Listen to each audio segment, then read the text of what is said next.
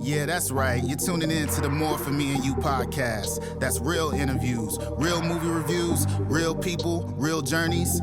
If you real, lock in. I've been working all night, early in the morning. If you hustle high, hustle, you can never waste a moment. That's more for me and you. That's more for me and you.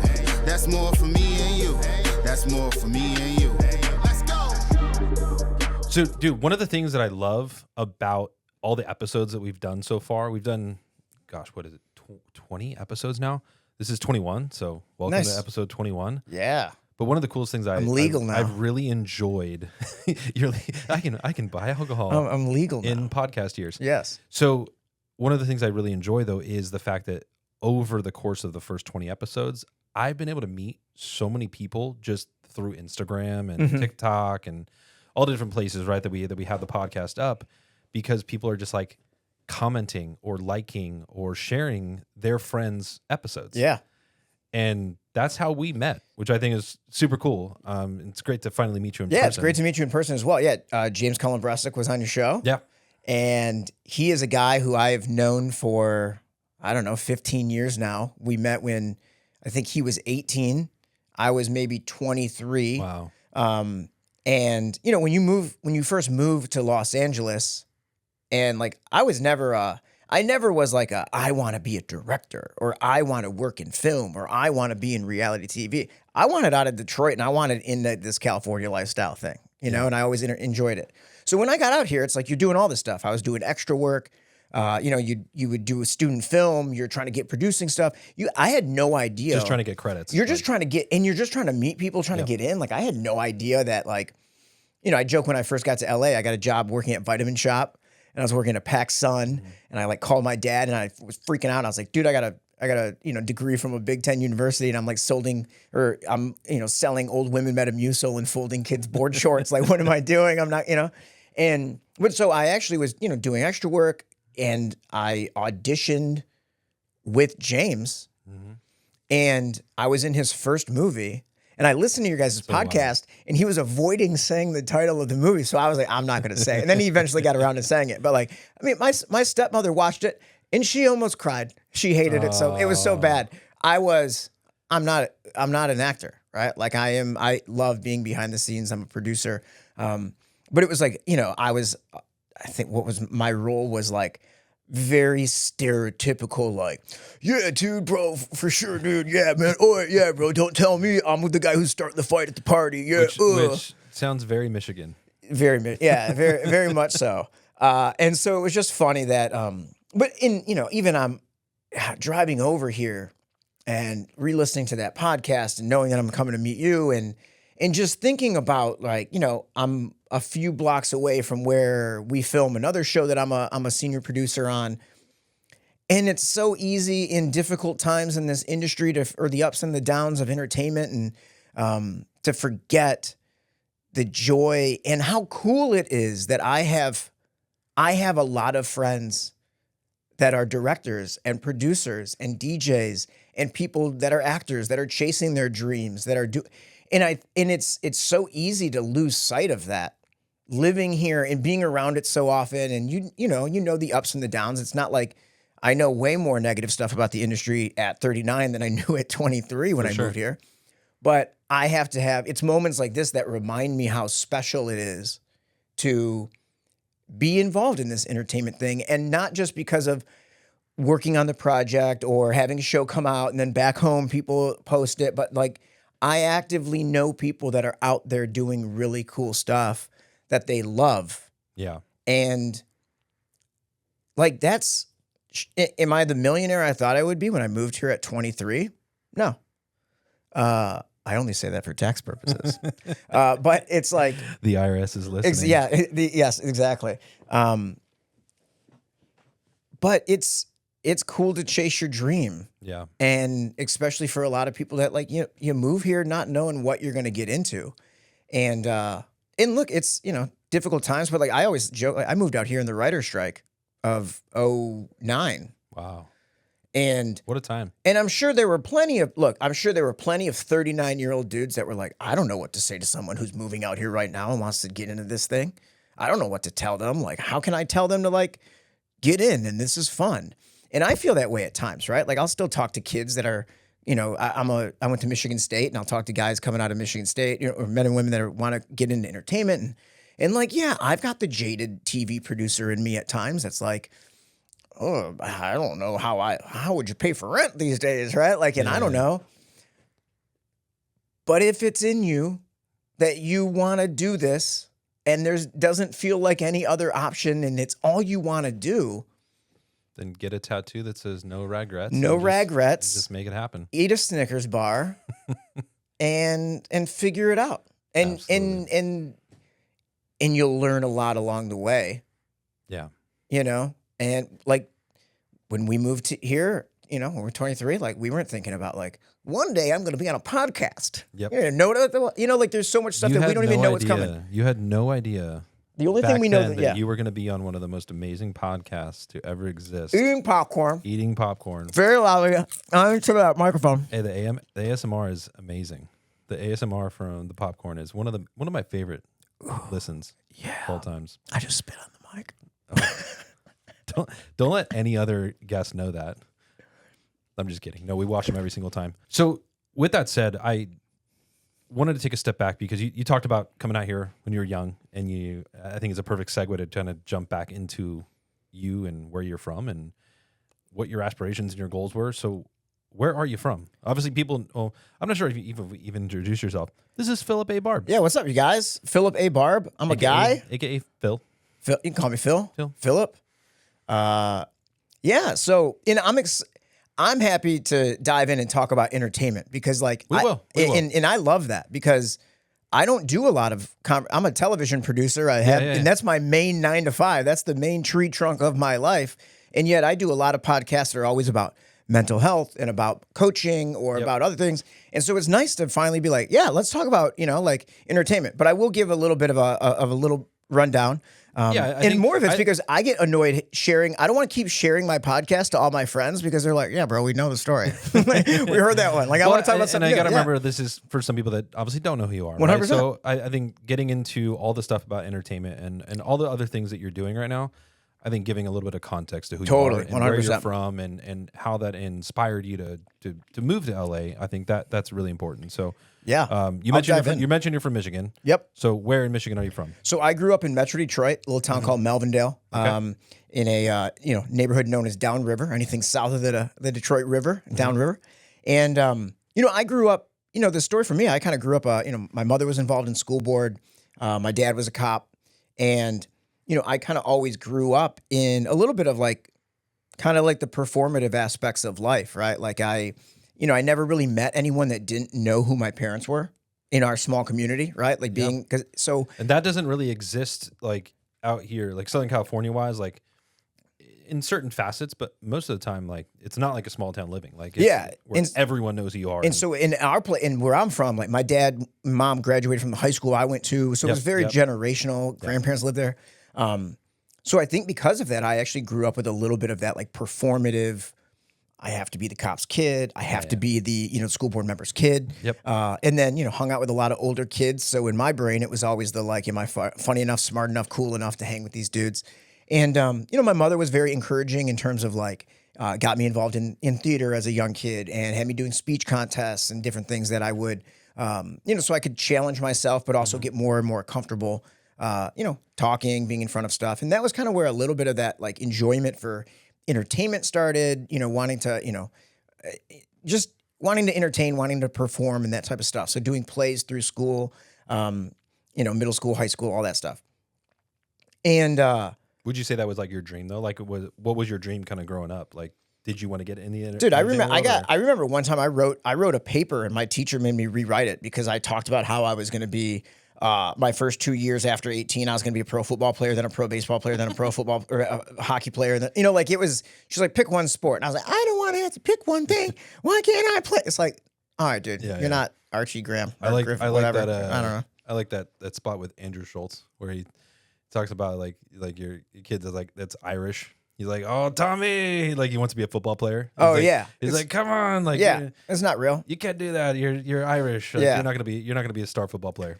I think entertainment started for me And it's why, like, it's funny how, like, I think back to like the early stuff that I made even in middle school. It was always stupid horror stuff. Always, always making horror films when you're a kid. They're and, easy to make, especially in the woods of Michigan. And that was the thing. Like we were, I grew up in kind of pretty much city life. We were like 10 minutes from downtown Detroit, and but you had little patches of woods. And I remember we did some, like, we had to get permission from the teachers to go down in the boiler room of the school to shoot this thing and blah blah blah.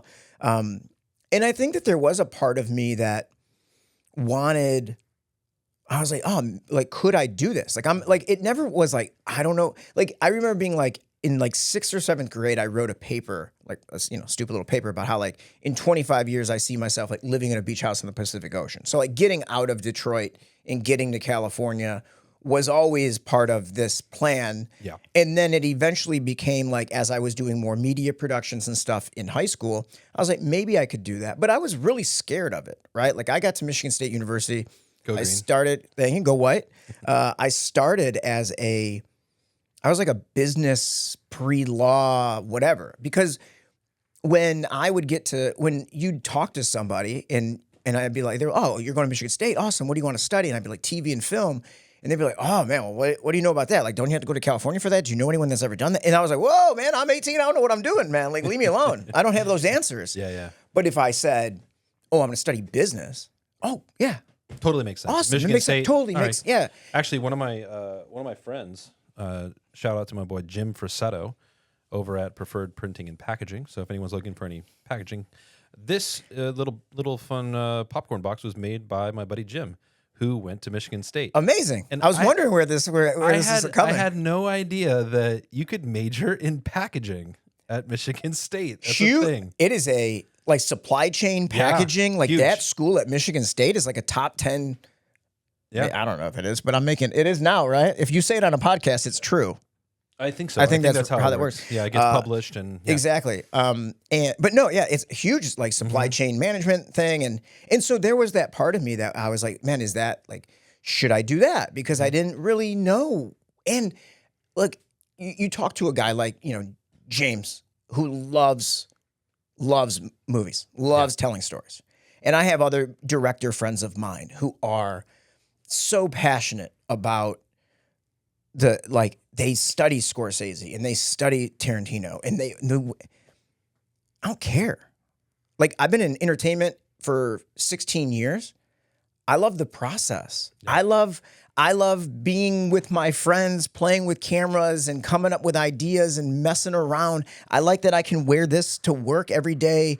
I like that it's low. I got buddies that are surgeons. I don't want that mess. I don't want like, that's a level of stress I'm not ready for.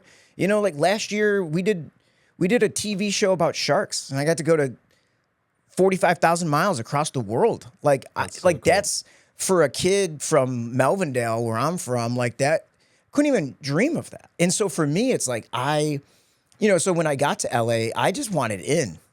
I didn't have any, like, I need to be doing this, or I need to be in movies, or I didn't even know reality TV. I mean, you're talking, I moved here in 2009. It really wasn't even on my radar. And it was at that point, we had pretty much, like, you had Real World, Jersey Shore. Yeah, Real World, Survivor was out. You had some of these things, right? But like, they weren't what I was not. I was watching Entourage. Yep. When I'm in my college age, Entourage. it was Entourage. I got the full DVD set. Amazing. Shout out to my wife for getting me that. It's so good. The one I was thinking about it the other day. The one line I always love is like the Ari Gold when he's like, "I don't represent talent. I represent temperature."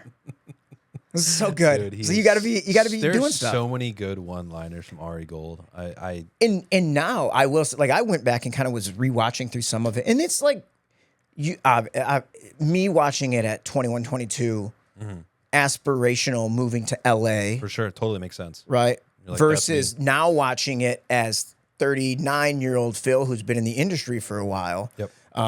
You watch it, and like, there's so many other. It's like, just what is it? The Studio that just came out. I mean, it's just cool to see some of that inside stuff.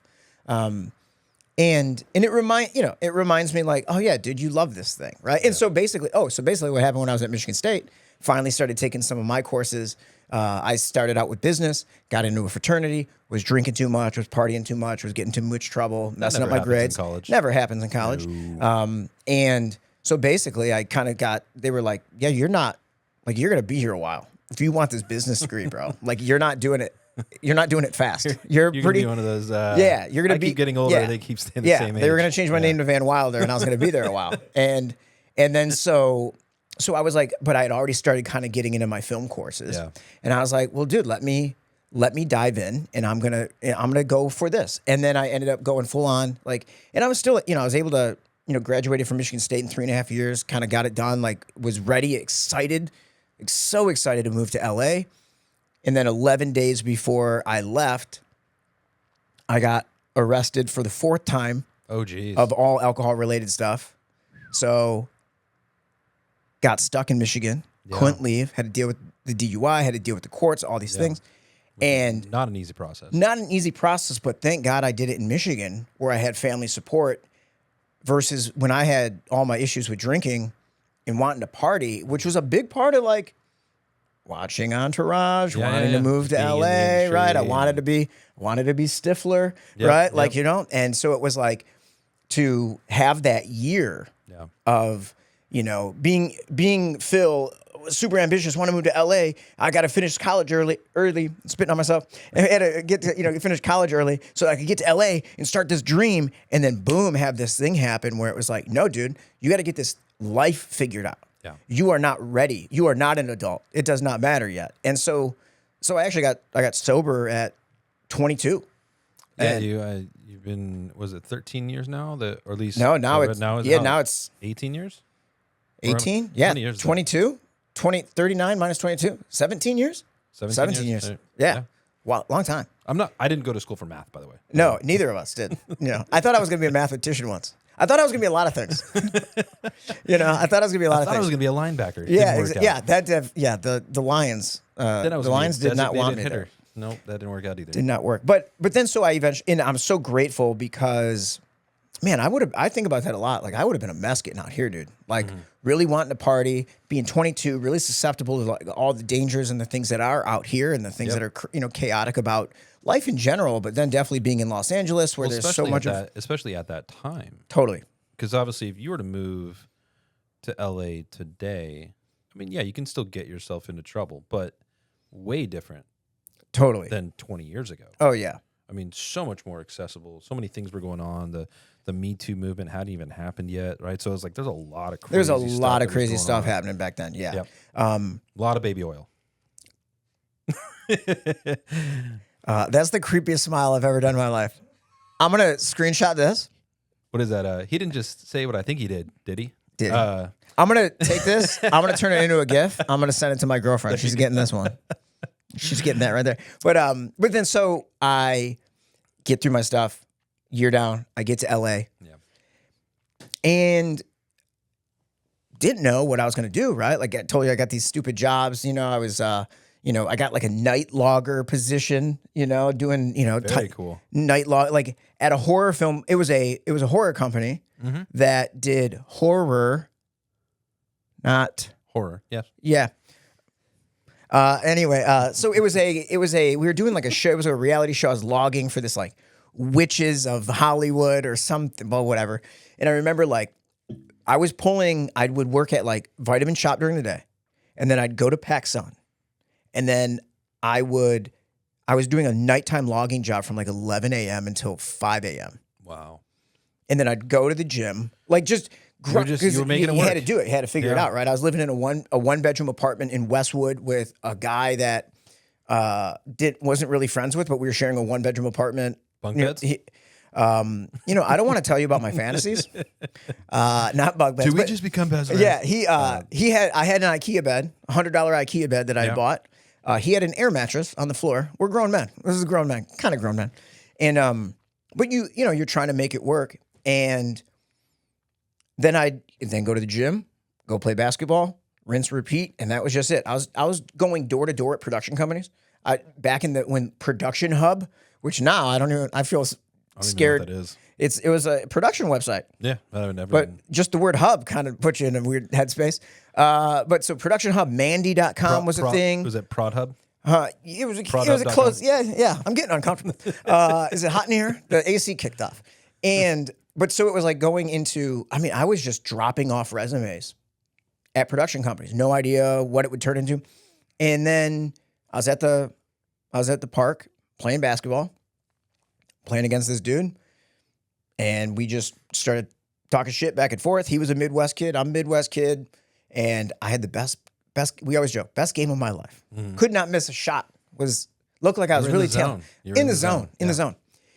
He had been formerly at CAA, he left a desk to go get into a production company, he was the assistant to like the president of the company, was getting ready to move into development, needed to help find his replacement, coached me through the whole process. I started for a no-name company and a no-name show that no one had ever heard of.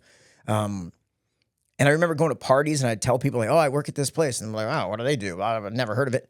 And then our first episode of our big show aired and it was Undercover Boss. Wow. CBS. It opened to like 30-some million people right after the Super Bowl in whatever that was, 2009. And so I was a reality TV guy now. So I'm in reality TV. And so it was like from assistant to, then got out very quick. It was very early on, very well known that I was not meant for the assistant life, right? I was, and also stressful, man. I'd be rolling calls in my sleep. You'd be like, Channel 4, no, line 9. Dude, my first job out of college, I remember the phone, like when the phone rang, it would just go bing, bing, and you hear that when you sleep. You still have PTSD from it, dude? Yeah, I had for a while. It was it. But it was like you learn a lot in those first years. But then it was, so it was Undercover Boss, and then just slowly kind of, from there to associate producer. I was doing AP shooter stuff, which was really weird. So I had the camera on my shoulder, then got into casting, became a casting associate, then became a casting producer. So then I lied and said I was a producer, not just a casting producer. And then I got jobs as a producer, and then just leveraging senior producer. And then make it, huh? Yeah, and then you just keep kind of going. And and then most recently, I was co-executive producer on a show, Alien Encounters for Discovery. I have a show that just dropped on Netflix called All the Sharks, which is very, very cool shark programming for Netflix. And everyone loves sharks. Everyone loves sharks, Everyone hates sharks, but they love sharks. They love it. Yeah. And it's I learned a lot of fascinating stuff about sharks, man. It's like, what's your most fascinating shark factoid? Like, look, I'm not to be insensitive to anyone that's ever been eaten by a shark. I don't know why I'm doing this, but what am I doing with my hands? What am I doing with my hands? I don't know what to do with my hands. There's like between like, I always love hearing the laugh over like he's laughing at our jokes, guys. And so if you're not laughing, there's something wrong with you. This is funny stuff. I'm enjoying it. This is great because normally Craig's in here. Yeah. And we don't have Craig today. We have our editor, Ken. Yeah. And this is what I imagine that Ken does when he listens to the episode. You hope so, right? You hope he's like, like you hope that he's laughing and it's not just like, you thought that was funny. But so like, for the 6 to 10 shark deaths worldwide, there's billions of people in the world, right? At the hands of humans, like between 85 and 100 million sharks are killed every year. That's wild. That's an insane number. Like that's a huge number. They're just trying to get theirs. They're just trying, and it's like it really kind of makes you question. I mean, there's just a lot of really bad stuff happening out in the oceans and I'm not going to turn this into a conservation effort, right? That's not what I do. If you're interested in it, go watch All the Sharks. Water's getting warmer. People are coming. The bleaching of there's a lot of different, and also I think it was, the whole idea with All the Sharks was that, Shark Week on Discovery, normally a lot of times we'd focus on like the main 5 sharks, like the same 5 sharks, the big, big ones. I don't know why I'm hitting the mic. But there's like 400 different species of sharks. Yeah. Some of them are really tiny. So we wanted to kind of feature all the sharks. Wow. See what I did there? That'd be fun. Yeah. Anyway. So that's how I got to LA. And I'm a TV producer. And yeah, we went to the Maldives, Bahamas, South Africa, Australia, Japan, and Galapagos Island. Very cool. I mean, and that's, I have to stop and not be constant, the world is moving so fast, Phil, and trying to like, oh, are we doing the social media stuff, or are we building the business, or what's the next show? And stop and remember like 18-year-old Phil, 15-year-old Phil, 21-year-old Phil. Like that's like, dude, you just went and did this thing. Yep. Don't be so fast to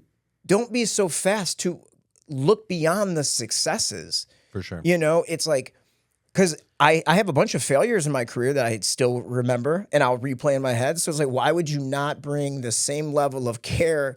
And we should be putting more care More emphasis on the things that on the cool stuff that's awesome. Yeah. And not just and I've really tried to get better about this in my own life of like, not everything needs to have a financial ROI for it to have value for life, because what are we doing, right? We're trying. It sure doesn't hurt. Yeah. But I get what you're saying. And I have to keep that in mind for myself, even with Mometu. Because with Mometu, it's something we're building. It's early on. We're in its infancy in a sense. Right? Yeah. We're barely starting to walk. We're toddlers, right? So I have to keep in my mind that there's a lot of aspirations and dreams that I have for our team in building Mometu. But I have to take moments to really look back. Like even just recently, we were talking about like the number of users we have monthly, and then we kind of laughed. We're like, remember when we had like 200 users monthly, and just like in the first month, and it was just like we didn't think like, how are we going to get this rolling, right? And then even the film festival that we started, that like I founded, but then just the whole team of people that put it together, and we're in our third season now, and like, holy crap, we have 83 films in our film festival from 38 different colleges. It's amazing. And it's just like one of those things, like I'm not happy yet, right? I'm not fulfilled yet. But then I think back to those moments of like the failures or things that haven't gone our way in the time that we've been doing this. And I'm like, I should be putting more focus and more energy into the times that things go well. It's hard. Look, it's easier said than done because of the world that we are in. But it's, you know, I do try to remind myself, and I talk with my coaching clients and different stuff about the idea of, it's like trying to find the intersection of absolute ambition and complete contentment. And it's not an easy thing to do, right? It's not. But it's like, they're not mutually exclusive. And maybe that's the first thing, is the awareness that those are not mutually exclusive things. You can be ambitious and you can want to grow and you can be excited for what you can create and build and more money and more whatever. And you should be. While still appreciating the person that you are, where you're currently at, what you've been doing.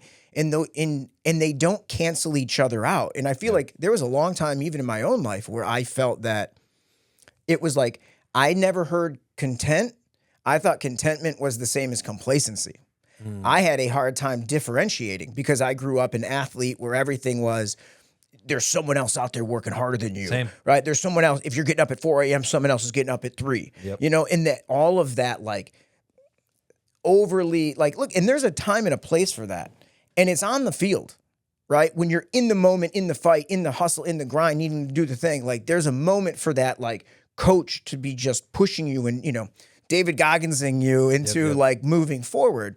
But like, there's also, you can't live there, right? There's also a moment for reflection and for slowing down and realizing like what's going on with life and having those moments of gratitude to be able to enjoy, and also like picking your head up every now and again and looking who are the people that are still running the race with you, and being able to not only appreciate people, but support others and allowing others to support you. Absolutely. And I think that is such a key, you know, the spine of this thing could be James, where it's like, I'm so honored to have met that young 20 or 18-year-old kid. 18-year-old director, yeah. And to see what he has built and to see the invites to the birthday parties and to see him consistently doing his thing. For sure. And there may be moments where even I'm not talking to him, but I'm seeing his thing that it reminds me either consciously or subconsciously, like, he's keeping going. There are people passionate. There's people doing it. You can keep going.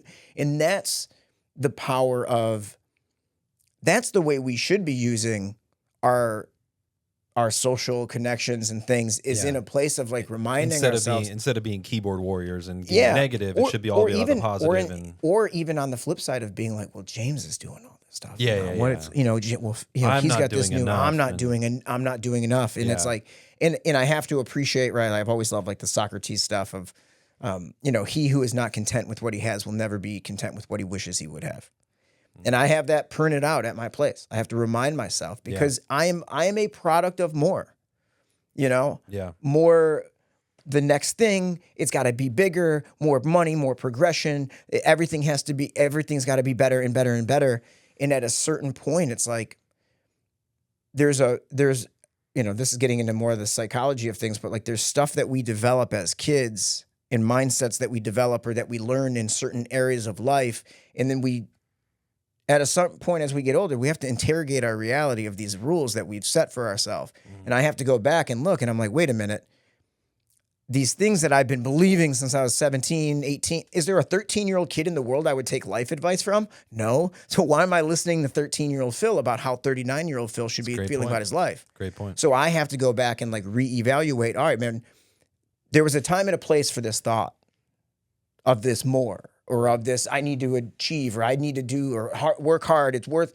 There's a time to grind at the 3 different jobs, and then go and do the midnight shift on the logging show. And there's a time for that. But it's like, am I still that guy? Is that stuff still serving me, or do I have to evaluate where I'm at now and maybe create a new script for myself for 39-year-old Phil?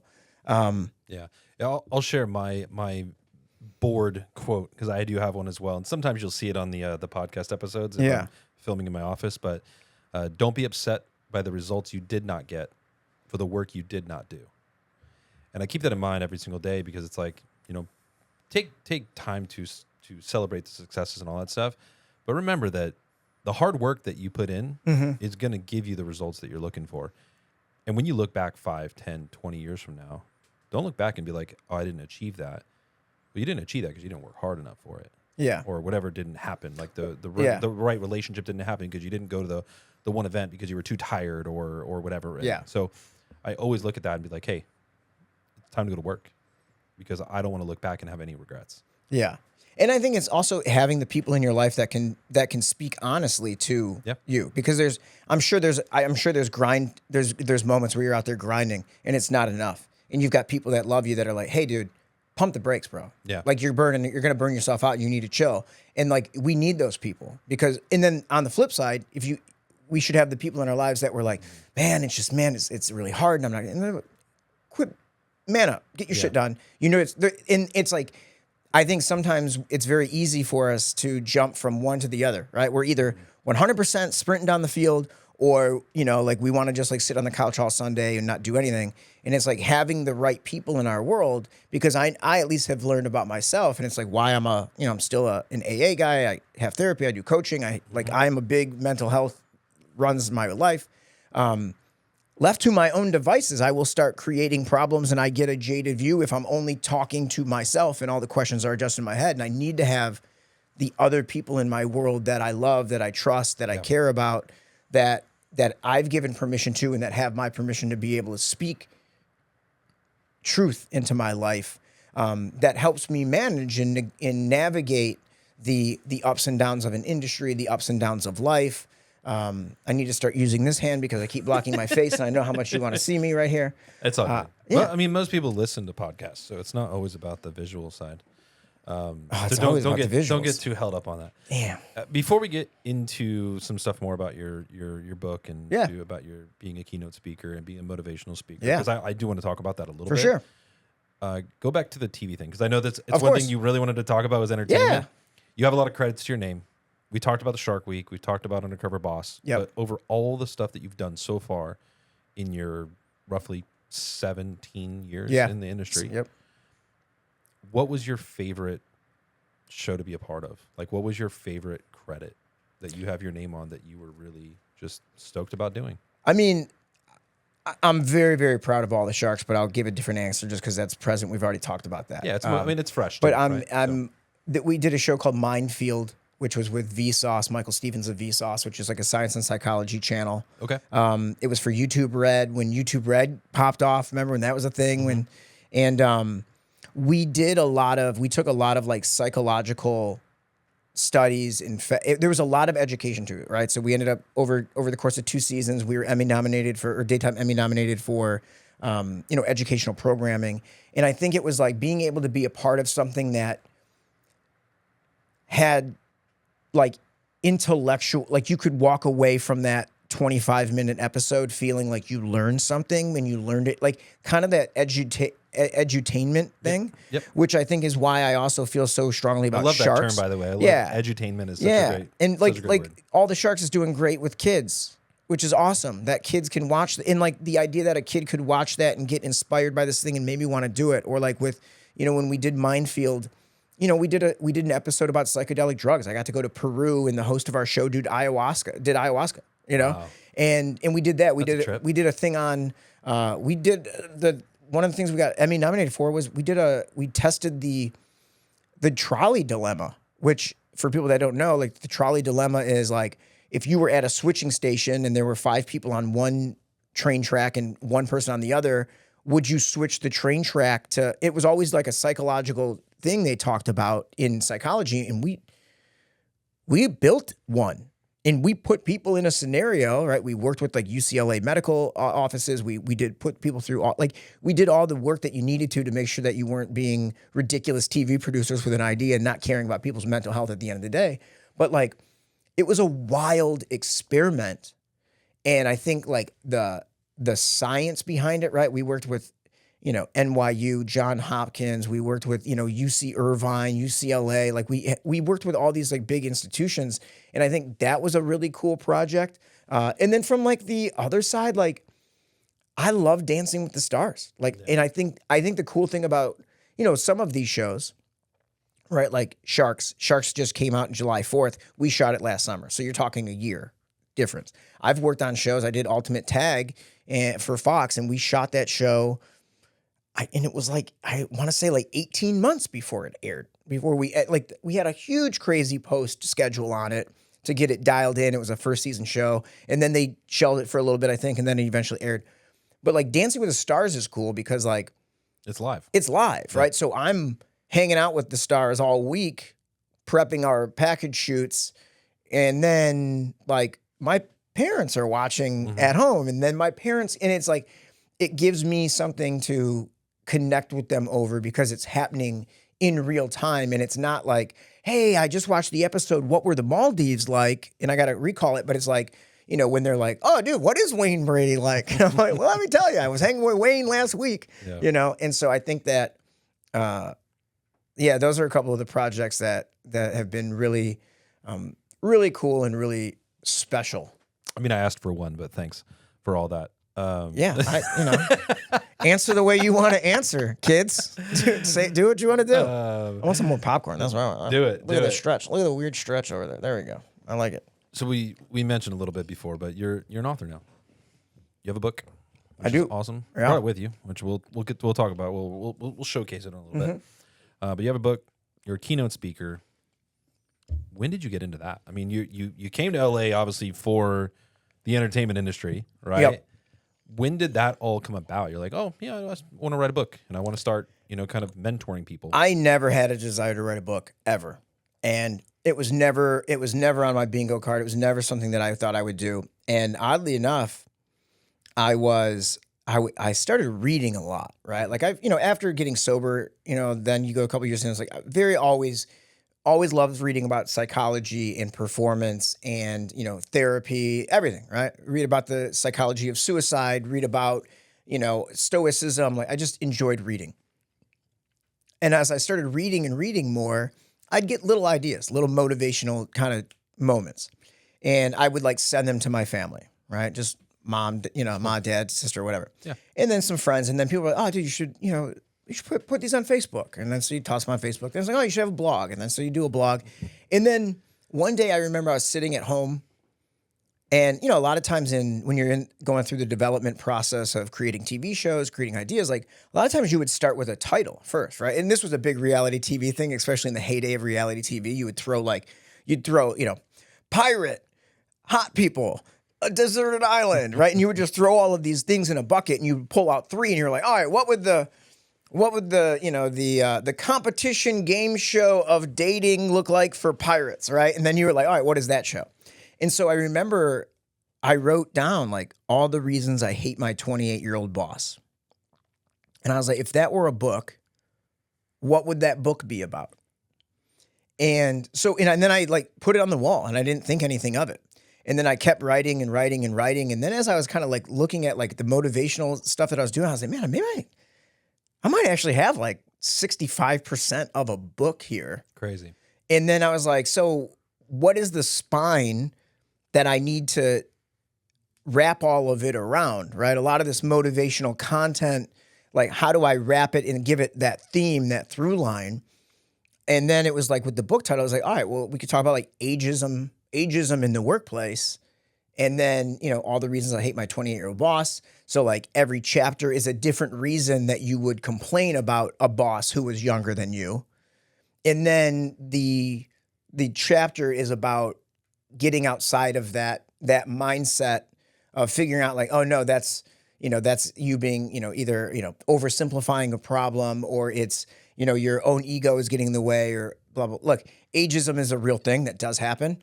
And so I wasn't, I'm not educated enough to like say I'm going to go and figure out a way to eradicate that from the workplace.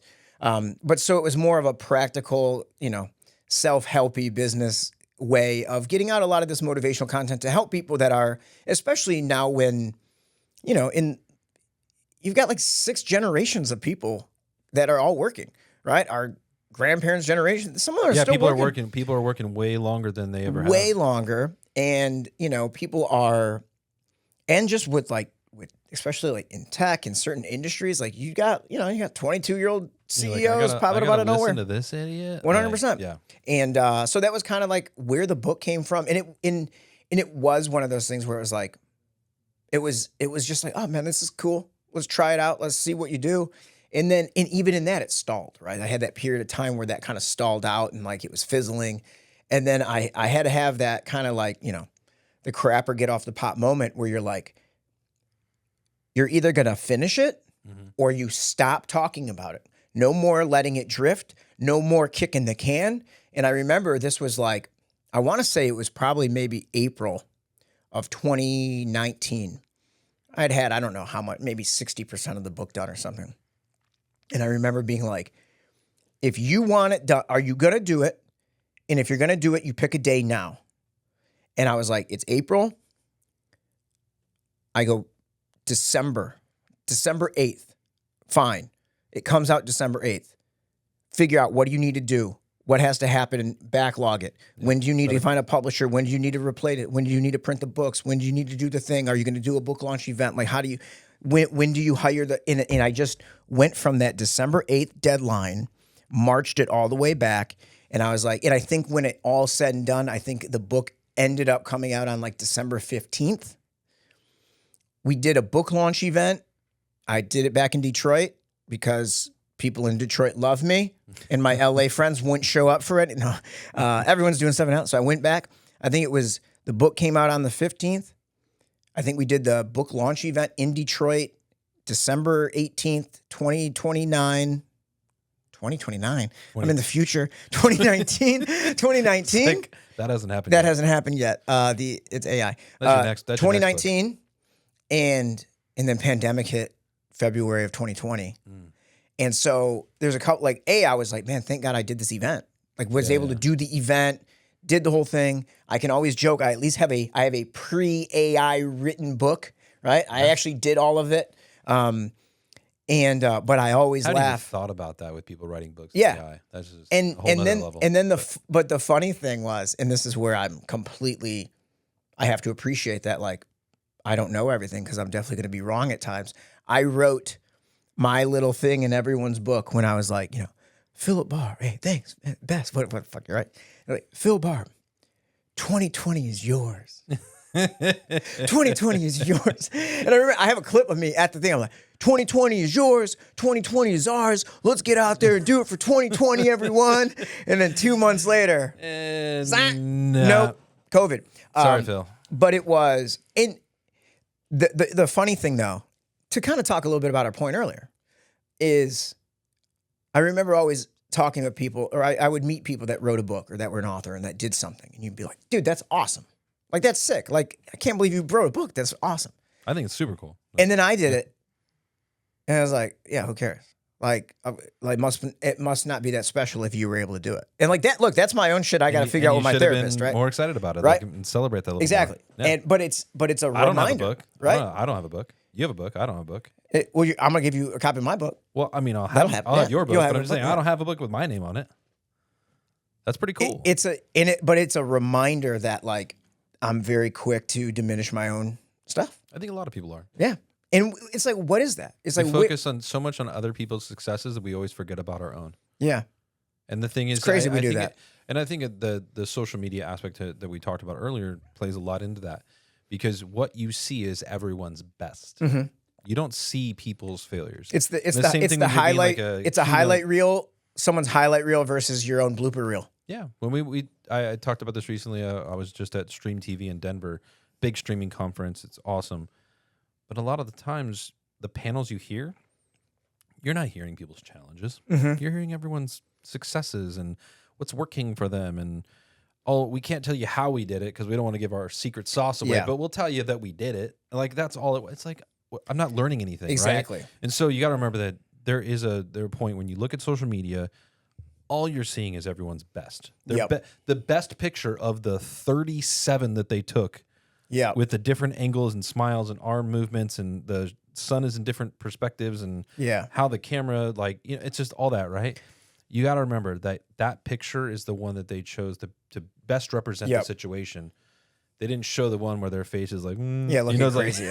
Like, and that's why, your original question, which I guess I should probably get back to at some point, about how did it all happen? Like me getting into, I told you earlier I had that performative aspect of me. Yeah.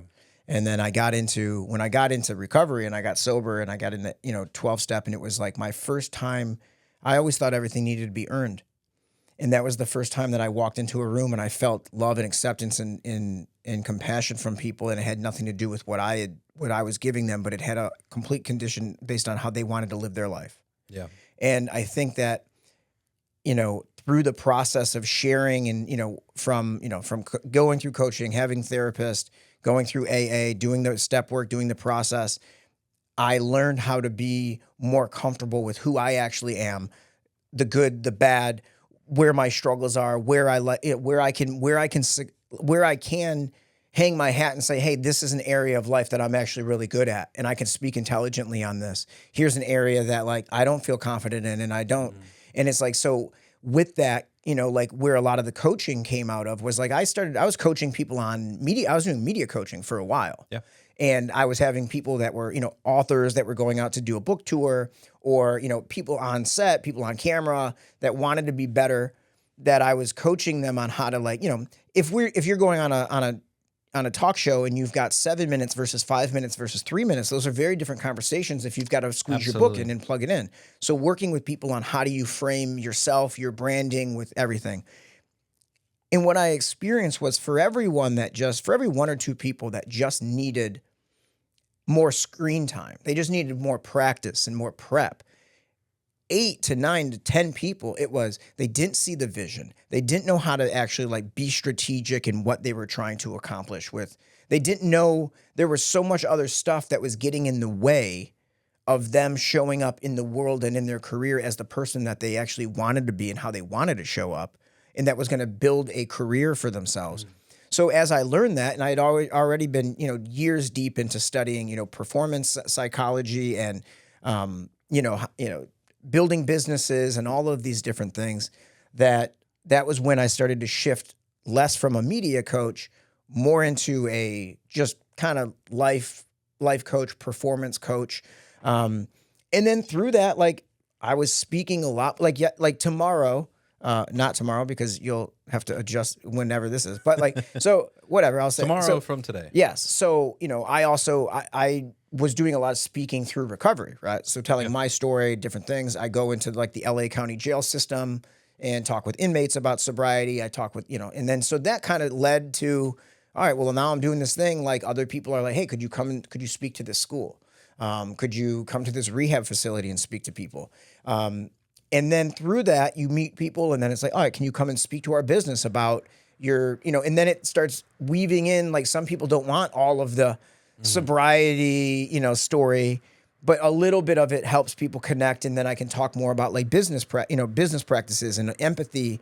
And so it just kind of it's so funny that so many things just like you take opportunities, and I think it's, you talked about something earlier and I wanted to mention on it was this idea of, like you can't, if you don't do the work, you're not going to get the results, right? Yep. And one thing that I have to remind myself of as I get into that comparison game is I can't look at someone else's life and wonder what if, when it was a decision that I never had. I've never once, there was never a Great fork point. in the road for me in my life where I said, should I go and be a tech salesman? Or should I be a TV producer? Yeah. There was never a moment where I was like, should I develop my own app like MySpace on my own so I could become Zuckerberg? Or I could go move to... That was never a choice for me. And I have to look back, what were my real life choices? Not theoretical choices, right? What were, not even your choices. Like, what were your options? The options, the right? options you had in front of were your story. Exactly. Like, I never had it'd be like if I were...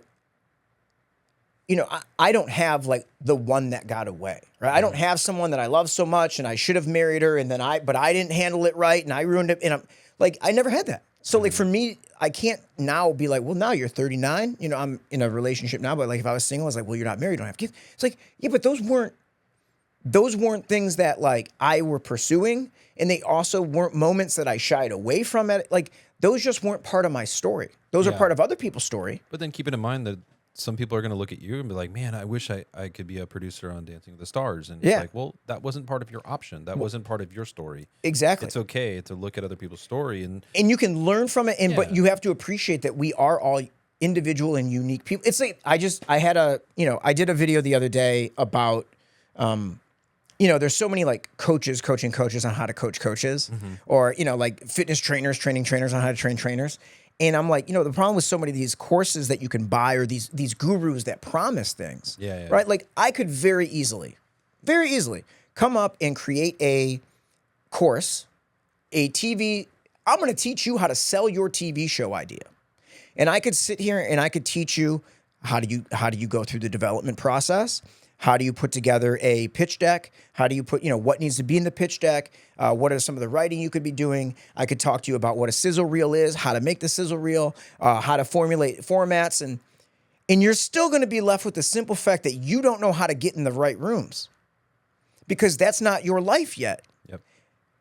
And so there's so much of this in the social media world. I'm getting heated, sorry. So much of this in like the social media world of I'm going to teach you, I'm a guru, I know better, I can guarantee you success, and that it actually isn't providing, like you're not actually, are you helping people, right? Now, look, if I had said, hey, I can teach you these things, there's going to be a lot of stuff, this is not going to be the end of the road from you. There's going to be way more other things that are actually harder, right? Like if we were to do a video right now about what does it take to set up a podcast setup, right? Like that's one thing. Getting people to listen to it is a whole nother thing, right? And so I think it is, it's a lot of good stuff in there that I don't know what my end goal was with saying it, but I said it and and I'm not editing this, so I don't have to worry about how it ends. No, Ken is. Thanks, Ken. You mentioned the last thing I wanted to talk about before we get into, I give you an opportunity to shout yourself out a little bit, but the one last thing I wanted to talk about was you're working with inmates. I think that's so cool. How did that first time happen? And is there like a story you remember that like an inmate that just like you connected with or you inspired or just that you've gotten any feedback from like that? Yeah. Worth it. Yeah. I'm going to be there tomorrow. I'll be at Men's Central in downtown LA tomorrow talking to some guys, and it's through recovery. So it's like being able to bring recovery meetings to guys that can't obviously get out and get it. A lot of it is the reminder for myself, right? Like I'm a kid who grew up with a good family. I grew up with a dad that was a cop, right? Crashed my car at 18, drinking and driving. I got arrested 19, got arrested at 20. got into a lot of fights, got hospitalized for being in fights, alcohol brawls and things like that. Got a DUI in the town where my dad was a retired police chief from, knew the judge, still got my court, still did my thing, got sober, got my lesson, right? But I had support through all of that. And Some people don't have that. some people don't get any of that. Nope. And some people get one shot. Yep. And look, I have to appreciate that. Like, there's a lot of times that, like, I'm a law and order guy a little bit, right? Like, I grew up in a law enforcement household. Like, that's kind of like, there's right, there's wrong, there's this, there's that, black and white of, things. But then I also have learned to have the empathy for the fact that, like, I have a lot of privilege that a lot of people don't actually get access to. And so, even I think there was one time I remember going to a meeting, and we have stuff that we read. And we always ask guys, hey, does anyone want to read this? Like, participate. And a guy rose up and, hey, man, I'd like to read it. And he was probably, 27, 28 years old. And he has a hard time reading through the thing, right? And he's struggling, but he's staying persistent, and he's reading, and you could tell he's in the process of, like, learning how to read, right? He's 27. Wow. And, like, on a quick glance, right? Like, it's so easy to be like, oh God, you got a guy who obviously got into trouble, dude can't even read, like, blah, blah, blah, blah. And then you're like, well, hold on, man, like, pump the brakes for a second. Like, how many people failed this guy? Yep. How many teachers at 7 years old, at 8 years old, at 9 years old, at 10, at 11, at 12 didn't make sure this kid could read? That's not like, okay, sure. Is it one, it's not our job. It's not our fault how we were raised. It's our responsibility once we become 18 and get older. All right, sure. Okay. That's fair enough. You look at homelessness in Los Angeles, right? And sure, there's a lot of, you love to complain about it. It's part of being an LA person. You bitch about the freeways and you bitch about homeless, and it is what it is. But, like, it's something crazy, and my statistics are wrong, and I'm sure somebody would blast me for it, but it's like almost 50% of kids that are between the ages of 18 and 22 that are homeless in Los Angeles came through the LA care or the LA foster system. Yep. Right? So you're talking about, a kid that doesn't feel loved and respected and taken care of at 7 becomes an 8-year-old, becomes a 10-year-old, becomes a 5th. He just magically figures life out at 18 because he's a legal adult. He doesn't have and it's like, so I think what I have learned is just like, is the empathy of understanding where other people are at. Now, look, that is not saying that people don't have to take responsibility for themselves. Mm-hmm. If you break laws, if you do certain things, you still will answer for those. For sure. But we can be compassionate, and it's not my job to enforce judgment on others. And so I think, if anything, I'd like to believe that, going and being of service in that manner helps somebody, or the story, at least allows them to connect or hear another story of alcoholism that, like, they can reply to. But, like, a lot of it's for me, man, because it's left to my own devices. I am self-centered and I'm self-seeking, and it's all about me, and I'm the center of the universe. And I think that everything should bend to what I want, and I should get all my goals. And it's not until that I can get outside of my own way to be of service to other people that that's where I find peace and joy and serenity in my life. Versus I love entertainment, and and there's a lot of fun, and we've done the award shows and been nominated for stuff, and the shit, it pales in comparison to actually being of real service with people. Yeah. And there's the things that we do, and then I think the more important stuff is the relationships that we develop, and not just the relationships that are long lasting, but, like, how do we treat people if I never see you again, what would if I never saw one of those guys again, I would hope that they would still have that I somehow brought a little bit of something good into that moment, or a moment of joy, or whatever it may be. Yeah. And it makes me think about my trip to Africa, 2006.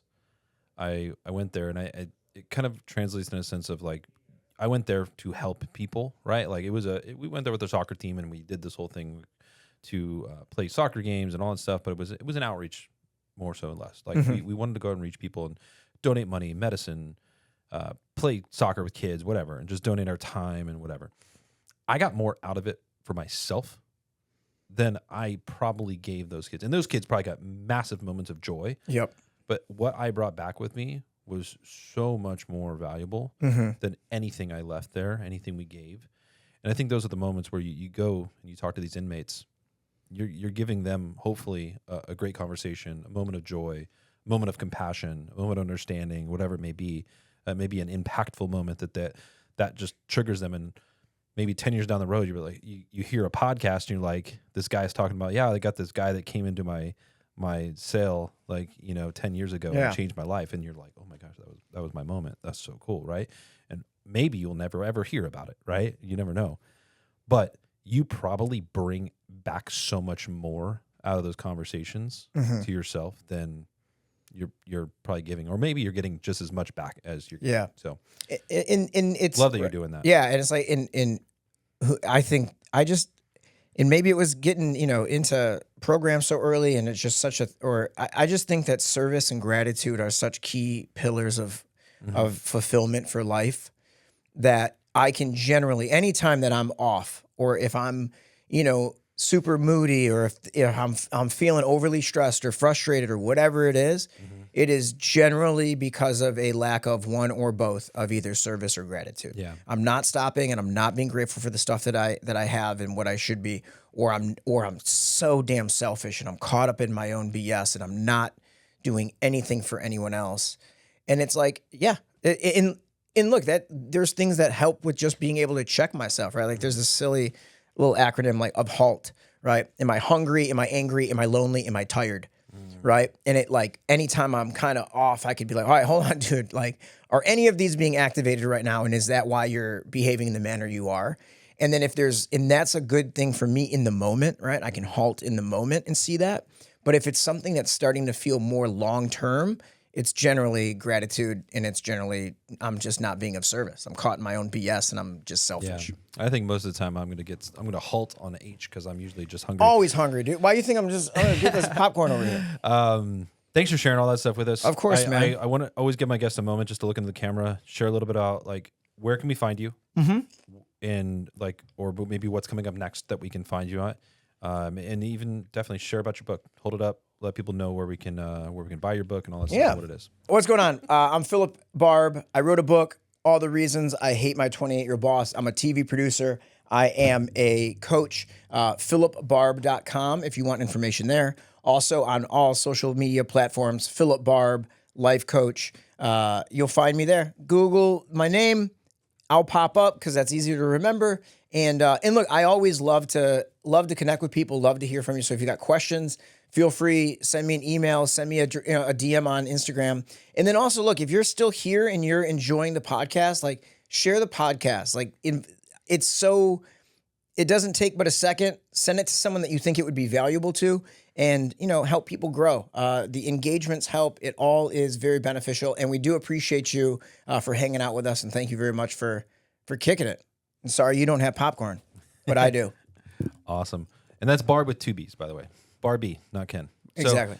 So, that ends this first segment, and we have more. So awesome. We will be right back. Being a small business is difficult, and that's why each week we highlight a small business that you should go support. And since Phil is inspiring me with his story, I figured, why not support a small business that is centered around celebrating sobriety? If you're on the journey of recovery and want to wear your story with pride, check out Inspiring Sobriety, the lifestyle brand that celebrates strength, resilience, and sober living. From bold statements to powerful reminders, their t-shirt collection says it all. Literally.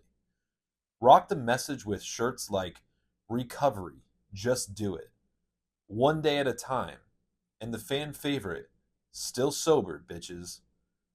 Whether you're newly sober or years into your journey, Inspiring Sobriety is all about making recovery visible and wearable.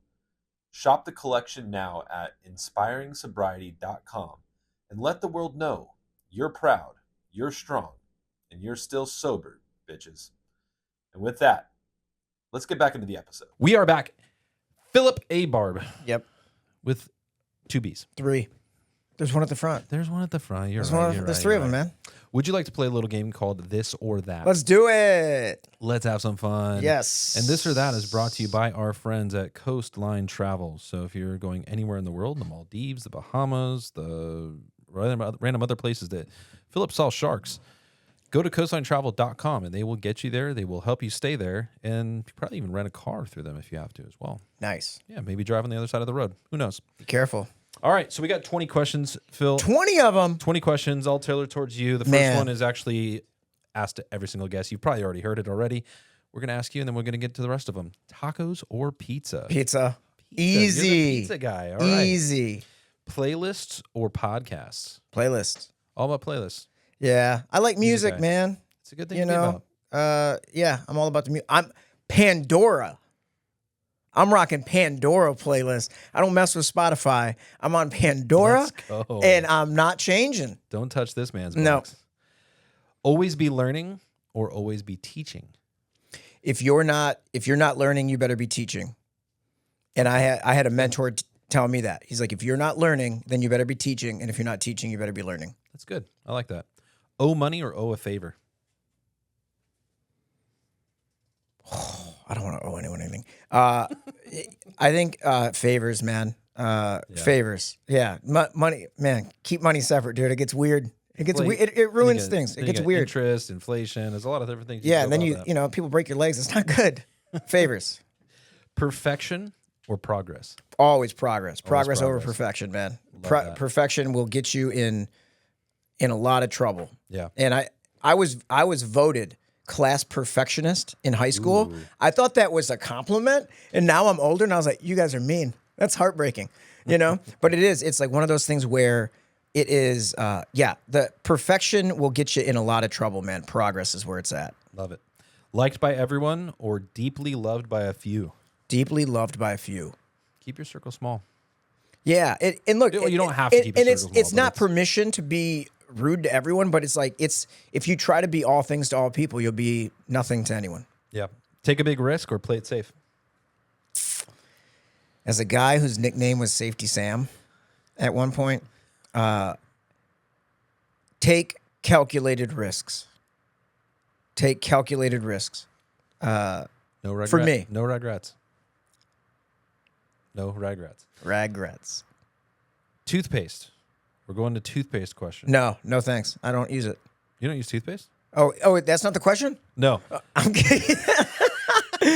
I do brush my teeth. Gosh, I hope you got a nice smile. Come on, You know, gotta use toothpaste. My dad will be like, When you're using toothpaste, yes, you water on the brush before Yes. or after the toothpaste? both. Both. You water it, you brush it, you water it again, You're a double water guy. and then you splash water on your face. No, you got a dry toothbrush in your mouth. I think that feels a little weird.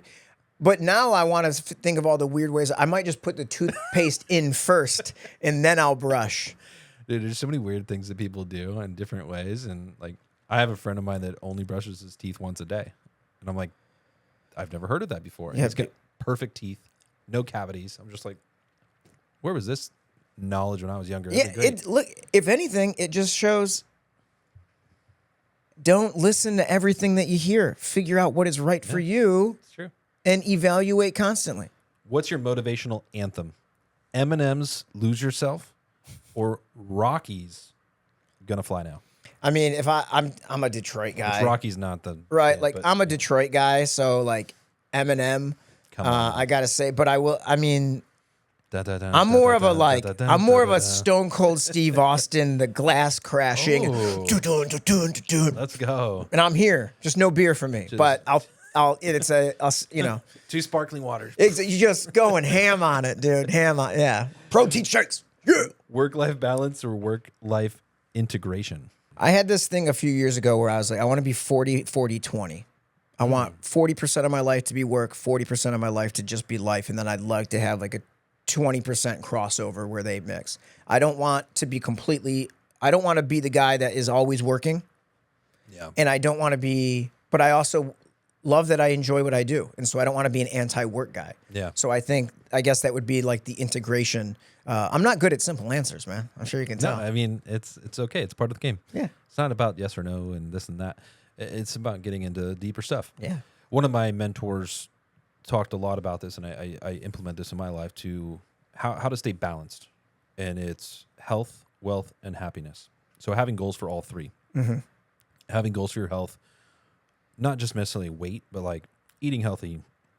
How much water you drinking? Yep. How much booze you're drinking, right? Like all that stuff. Staying healthy. Your wealth. What is your goal? Like some people's goal is to be a millionaire. Some people's goal is not to be a millionaire. Like what is your goal that makes you happy and makes you content and makes not complacent, but content? Yep. And makes that, you're going to look and say, hey, this is what I need to do what I'm doing. And then of course, happiness. Yep. But setting those goals for the happiness, maybe it's a trip, like getting to Italy one day. Like maybe it's taking a cruise around the world one day, maybe whatever it is, right? Maybe it's, becoming an astronaut like Katy Perry. She's such an astronaut. We talk about that in coaching, right? We have like a thing called like the wheel of life, where it's like you kind of are on a scale of 1 to 10, you're ranking some of these different areas. And it's not that the goal is to be 10 across the board all the time. Like that's not being it's not realistic. But it's about being able to see the trends of like, hey, my, work is going really well and everything is great with my family, but my friends and my relationships outside have really fallen, or my health has really fallen. And it's been like that for a while. And maybe what adjustments can I make to kind of give me more of that balance? And I had a great mentor of mine one time talk to me about, we were discussing meditation. Mm-hmm. And this idea of, I always really struggled with meditation because my brain thought I needed to be Zen the whole time. Yeah. And it was like, I pictured this idea of walking on a balance beam in that, like, if I got too much to the side, I was going to completely fall off. And it's like, no, it's more of like a line on the floor that you can kind of maybe shift over to. But like, how quickly can you get back to center is what the practice of meditation is. And so I look at life that way, where it's not about me walking this tightrope of perfection, but how quickly can I, when I start noticing that I'm veering too far off course, how quickly can I get back into kind of that neutral, balanced place? Yeah. And it's helped me kind of, I love that. You got a lot of good tidbits that we need to talk more. Yeah, man. Passion project that takes years or fast turnaround commercial projects? Dude, I like the fast turnaround stuff, man. Like I don't have that. I like a beginning, middle, and an end. Yeah. And I think that that's something that was in my career. You might have like development and but like, when the show started and then you got it done and then it posted and then it aired and then everyone forgot about it 10 weeks later. Yeah. But I think because of that, like, I often joke, my sister works for a company back in Detroit, and she got an internship there and then a job. She's been there for 20 years and she loves it. And I'm so happy that she does what she enjoys and she's passionate about it. But it's like one long, big project in a way. Yeah. And I'm like, for me, I'm like, turn and burn. My brain needs to, I got to churn and burn, man.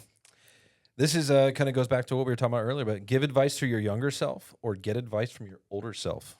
I think giving advice to my younger self is definitely a way to give back externally, but getting advice from my older self is 100% an internal job. It's so hard because it's like you have this path and you did this life and you made the decisions you made and you are where you are today, which is just a beautiful thing. And but at the same time, you're like, man, if I could tell myself this, then this would change. But then also all these other things would change too. So. It was funny. I actually, I did like a workshop or a thing, an exercise with a therapist on this, and went through, you do the whole, like the I am, your eyes are about dancing back and forth and whatever it is. And you're going through a carnival and you walk into one room and it's this whole long thing. But the short answer is like, I ended up, remember, you meet little you. And he was like, little you is there. And like, how is he? And I was like, dude, he's super happy. He's like super fun. He's just, all he wants to do is play all day. And I'm like, why do I take this why am I acting like this little kid needed all this protection and he's fine. He's having a good old time. And then you walk in another room and it's like older Phil and he's there. Right. And I'm like, and he all kind of a dick. All he would say is like, you're good, man, but I can't tell you. That's Click from Adam Sandler. Oh, I've never seen the movie. Is that it? Yeah, it goes different parts of life. There it is. There you go. Great movie? Yeah, gotta. Well, I already Gotta- did it through therapy. I guess I don't need to see it. No, I'll go see it. Got to advocate for it right there. Yep. Super strength or super speed? There it is. Look at that bicep. Yeah, baby. Super strength, man. Go with the flow or plan every detail? If it's my life, I like to plan. If it's vacation, go with the flow. Okay. That is my true escape, is to like let go. Yeah, I respect That that. is the escape. Speaking of never sleeping and always working, sunrise workout or late night grind session? I love to edit at night. I love to sit down at the computer and start editing at 9 o'clock and go to bed at 3 a.m. Like I was up till 1:30 last night. It was just editing, dude. getting ready for this. It's fun, dude. Yeah. But there's certain activities that are like editing for me, that is a nighttime activity. Yeah. When I write, I wrote almost all my book between like 6 a.m. and 8 a.m. Writing, early morning, editing, late night. But I nap for about 17 hours during the middle of the day.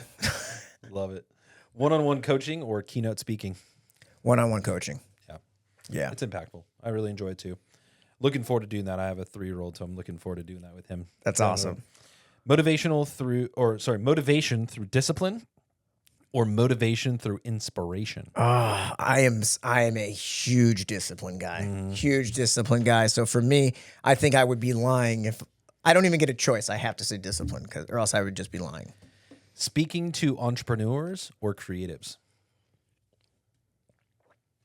They become tougher at the end. Yeah, man. I love that they just Isn't it all great? over the place. Just Yeah. That's hard, dude. I think entrepreneurs, because I think that I think entrepreneurs, because I think there are a lot of times that they miss small little tweaks that can have such a big impact on people. And I think creatively, creatives have impact in creative spheres on others. But like the workplace is such a place that like impacts. When I worked on Undercover Boss, I'm dancing around, but when I worked on Undercover Boss, one of my first jobs as an AP or as a production assistant was I sat in the rooms with people after they had just learned that the CEO was undercover.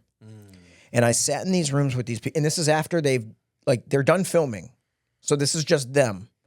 And I sat in that room with so many people that cried, not because of the money they were given, not because of the opportunity that now they were going to get with the company. It was like they would cry because I can't believe they cared enough to do this. I can't believe they recognized my work. And it was a thing of where I realized, like, we all want more money, sure. And then we want more money. What we really want to do is feel that we're appreciated and that we're valued, 100%. is that we're valued and the work that we do is cared about and that we're important to the process. Even if we know it's a big or a small piece, we want to be valued.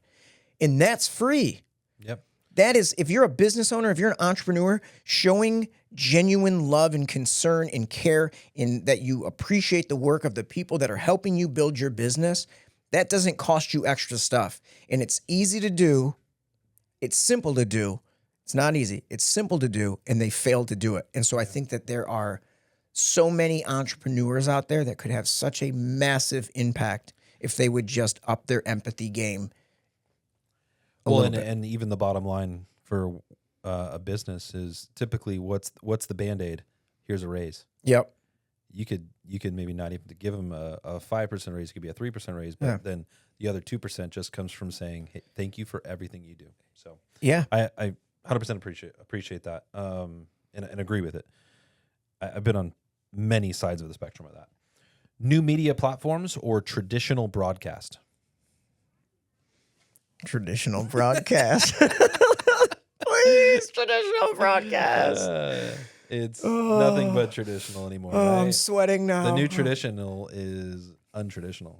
Yep. So, boss with zero experience or with zero emotional intelligence? Zero experience. Because you can learn the job. You can learn the job quicker and easier and probably with more excitement than you will find someone that doesn't value emotional intelligence and they'll make it miserable for everyone that's part of the environment. And then if you got a boss with zero experience, then like run the show. Let him think it was his idea. There you go. Boom. Love it. And then steal a stapler on your way out. Have you seen my stapler? Yeah. That was this or that. Did you have fun? I love it. Awesome. Well, hey, that was this or that. Thanks for playing. Thanks for Coastline Travel for bringing this part of the episode to you. And with that, we'll be right back. Promoting your podcast is hard, and that's why each week we promote a different podcast. And this week, with Phil sharing on his almost 20 years of sobriety, we wanted to bring to light one of the best sobriety-filled podcasts out there. And if you're looking for real, unfiltered stories of recovery that inspire, uplift, and remind you you're not alone, check out Sober Motivation, Sharing Sobriety Stories, hosted by Brad McLeod. Each episode dives deep into the journeys of people who faced addiction head-on and come out stronger. From rock-bottom moments to hard-earned victories, Brad brings honest conversations that show the power of choosing sobriety one day at a time. So, if you need a little hope or just a reminder that change is possible, hit play on Sober Motivation. But for now, let's get back into our episode. We are back with our good friend, Phillip Andrew Barbb. And Phil, I gave you a single task. Mm-hmm. Go on to the beautiful app known as Mometu. Mm-hmm. Download it, check it out, go through all 10,000 plus titles that we have on our platform, and pick one single movie that we could do a movie review about. And you picked a film called Deer Camp 86. That's right. Yeah. And Deer Camp 86, if you have not seen it, is about some deer hunters out in the woods of Michigan. So I saw this and I immediately was like, 86 jumped up. I was born in 1986, so we got that. There you go. Then it was like some kids from Detroit going to mid-Michigan. I was like, dude, I grew up 10 minutes from downtown Detroit. My parents now live in northern Michigan. I grew up going hunting and fishing and, doing the whole thing. It could have been you. It could have been me. Which Except character? you were born in 86? Yeah. And this took so place this in would have been, 86, so, yeah. And look, man, it was fun. I think it was a fun movie. I think it was, and I love that. Like, I think the director, the writer, they're all Michigan kids. And one of them went to the Grand Valley State, which isn't, we know it. Now I will say they're West Michigan kids, whereas I'm an East Michigan kid. Total difference. And so for anyone not from Michigan, what side of the you lake don't are you care. on? Right? It's like when people say California, but if you live here and you're like the Bay versus LA, like that's a difference, right?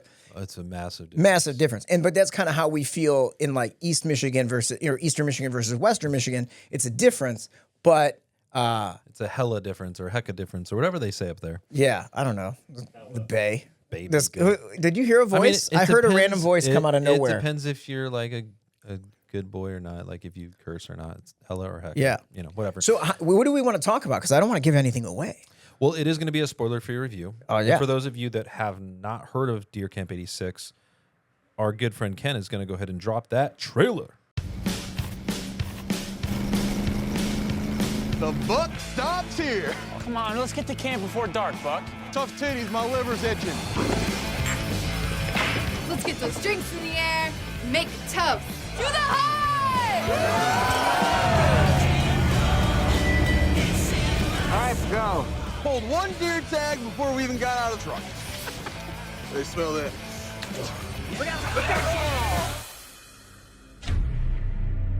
You boys were at the Peace Pipe last night, weren't you? Bartender was found murdered this morning.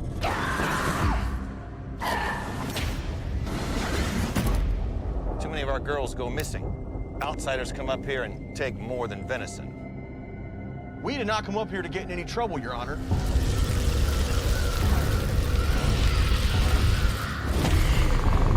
Nope.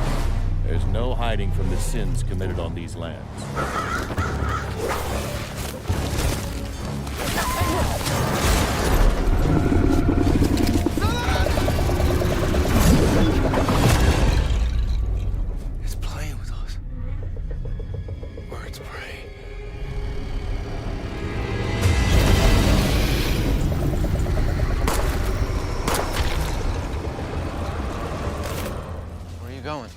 going back to Detroit, where it's safe. We're going to do a spoiler-free review on this super quick. What was your first take on the film? I love Buck.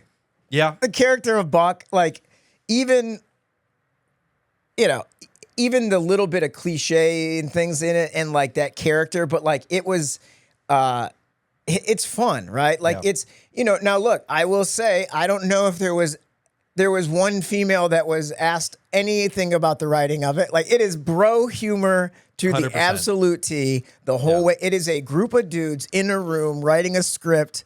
There's a very specific demographic. 100%. And the one thing that I, not that this is even about the movie, but what I appreciate as someone, coming from entertainment, they shot this thing during 2020. They shot this thing during the COVID lockdown.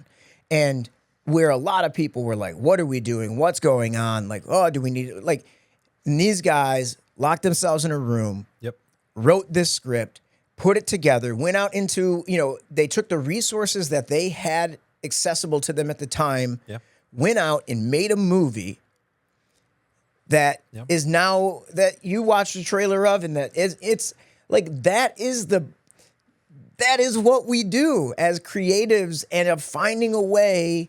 It's like there are always going to be the people that don't find the solution. Yeah. And then there's going to be the people that find the solution and get into action. And like, so I will, right, like we could get into all of the things about the, storyline, plot line, what did we like, what did we not, because we're creative people and we like to do that. Yeah. But at the very simplest thing, my hat is off to those guys for going out there and doing it in a very difficult time. And then, I got to watch it and experience a little bit of, I love all the Michigan stuff and it's good times. So you bring up, they filmed it in 2020. How was the 80s aesthetic that they were able to pull off? Because it took place in 86. So. Yeah. There was a moment when they made a joke. I'm about 10 minutes in, and I think they say something about 86. And I go, oh yeah, I forgot that this was like a period piece. Like, so I think they, hey, you could have went a little harder. I'll say that. Could have went a little harder into building this like transformation into this different world. I mean, I love, like, there was one guy with like a Confederate flag. I was like, all right, man. Look, there was a lot of stuff that's like, that it hits you over the head, but it's like, that's what the movie was. Yeah. Like, that's what the comedy is. That's what the fun of it is. You're not taking it too serious, but there's the serious moments and it's fun. And, also, like, it's interesting how much like the 80s are like warped in our brains, right? Like if you and I went to an 80s party, we're going to show up and there's going to be a bunch of people in like neon spandex. 100%.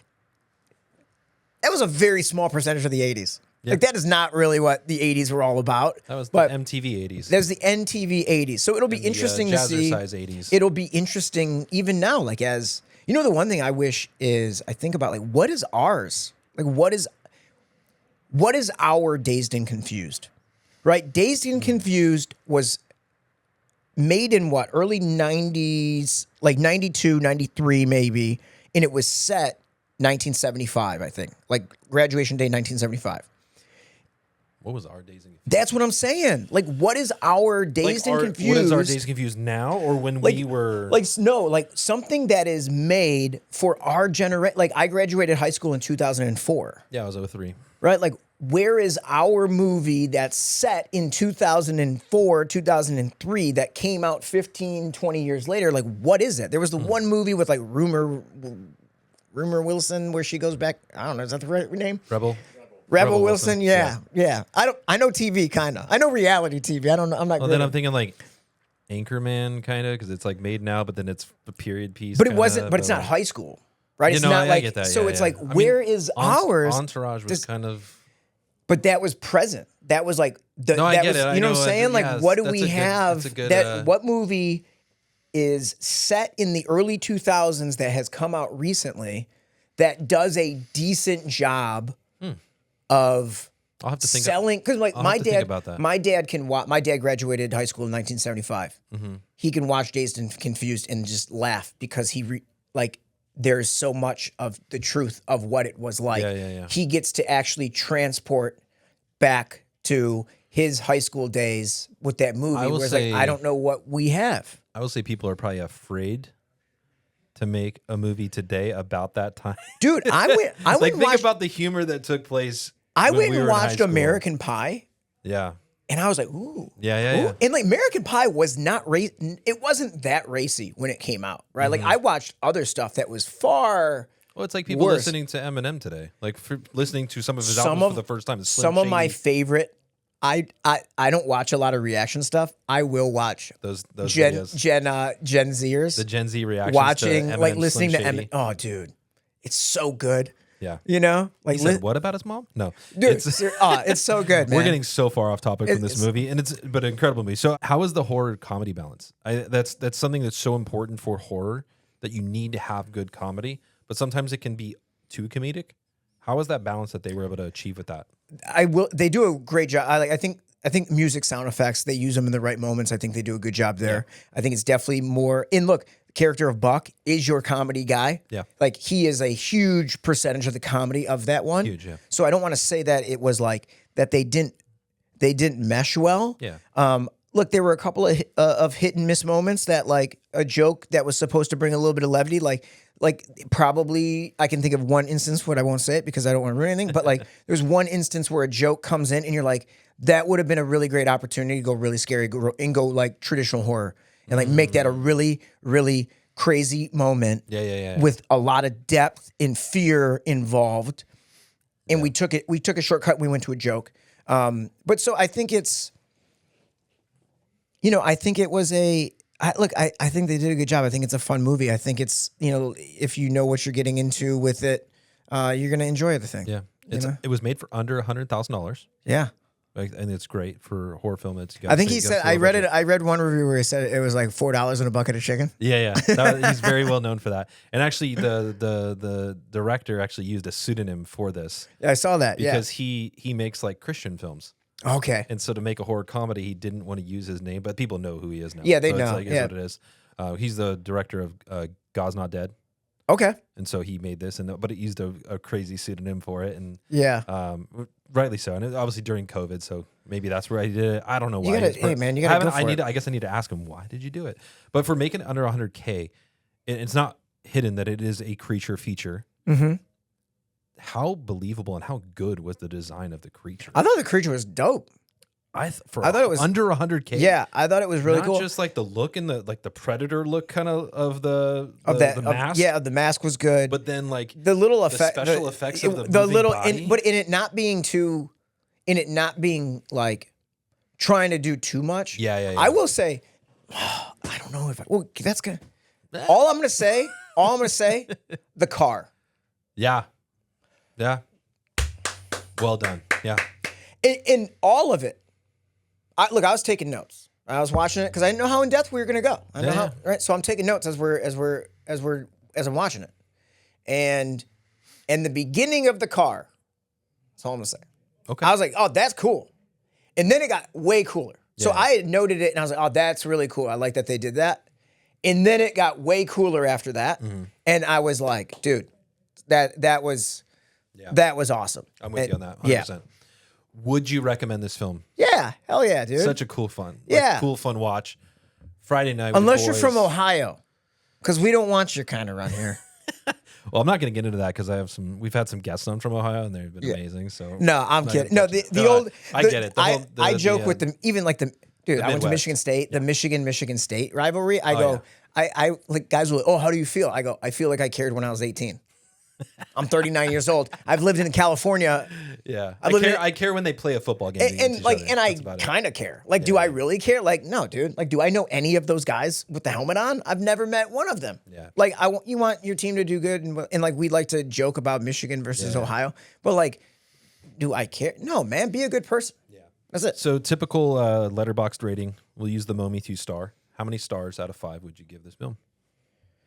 Let's go 4. 4 stars. I think that's a great rating. 4 stars. 100%. Always room for improvement. But it's a good fun. It doesn't try to be anything that it's not. It's fun. It's a good watch. It moves. Absolutely. Although I will say, I think the lead is a little too good looking.